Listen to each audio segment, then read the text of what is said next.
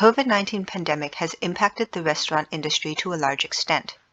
Use this interactive dashboard to examine the effect of the pandemic on the number of seated diners for a range of countries. A positive year-on-year percentage indicates a growth in seated diners, whereas a negative value indicates a decline.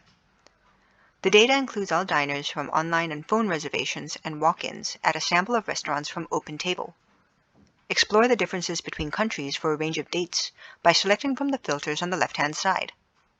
Let's select Global, and we can see that after a sudden decline between mid-March and May 2020, the number of seated diners has slowly started to recover, although globally it's still roughly 40% below normal levels. Preset filters showing some interesting insights can be examined by selecting the yellow buttons at the bottom. For example, the Eat Out to Help Out scheme in the UK that gave discount to diners on Mondays, Tuesdays, and Wednesdays in August 2020 boosted growth on these particular days.